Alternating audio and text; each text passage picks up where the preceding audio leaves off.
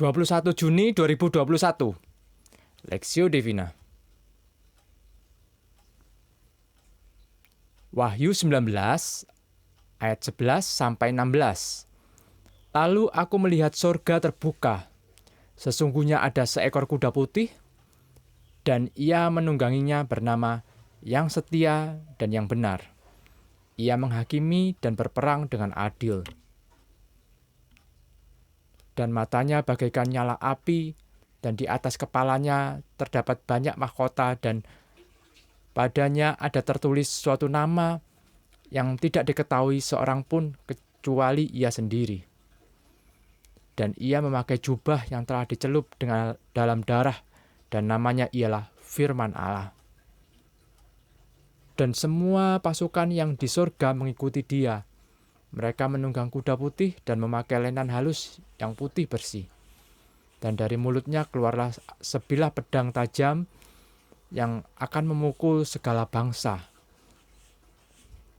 Dan ia akan menggembalakan mereka dengan gada besi, dan ia akan memeras anggur dalam kilangan anggur, yaitu kegeraman murka Allah yang Maha Kuasa. Dan pada jubahnya dan pahanya tertulis suatu nama, yaitu Raja segala Raja dan Tuan di atas segala Tuan. Sang penakluk perspektif. Dan pada jubahnya dan pahanya tertulis suatu nama, yaitu Raja segala Raja dan Tuan di atas segala Tuan. Wahyu 19 ayat 16.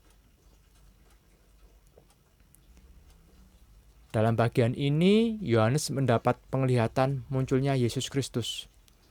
Kristus tampil menunggangi seekor kuda putih. Kuda putih melambangkan kuasa dan kesucian, yang mencerminkan Kristus sebagai Allah yang penuh kuasa dan kudus. Kristus disebut sebagai Yang Setia dan Yang Benar.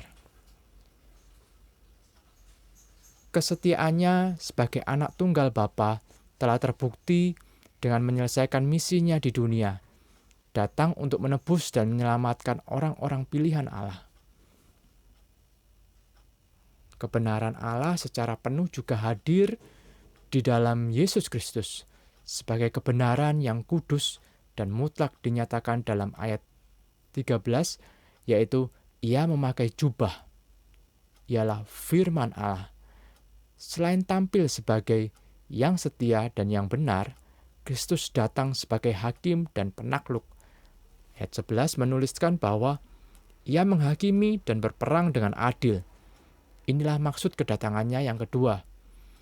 Bagi mereka menentangnya, yang menolak dan bahkan berusaha melawannya, Kristus akan menaklukkan mereka tanpa ampun.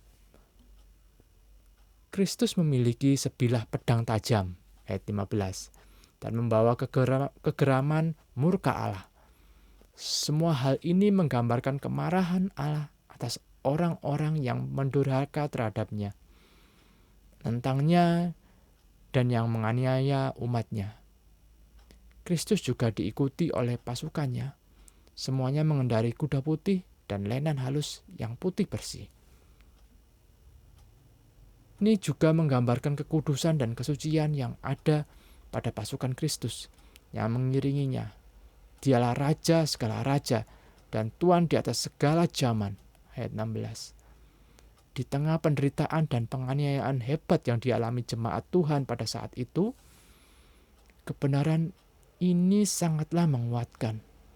Di tengah pergumulan hidup kita, di tengah kesesakan hidup yang kita rasakan, percayalah bahwa Tuhan tetap memegang kendali. Kita hanya perlu terus berserah pada Tuhan di tengah kesesakan hidup. Percayakan segala kepadanya. Sekalipun menghadapi orang-orang yang berniat jahat, pada saatnya Tuhan akan menghakimi dan mengadili mereka. Studi pribadi, sosok seperti apakah yang digambarkan Kristus dalam bagian ini?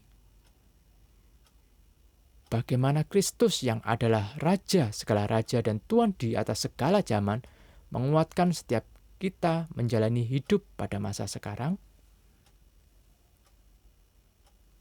Pokok doa, berdoalah agar kebenaran bahwa Kristus adalah Raja segala raja dan Tuhan di atas segala zaman menguatkan jemaat Tuhan yang hidup dalam kesesakan dan pergumulan.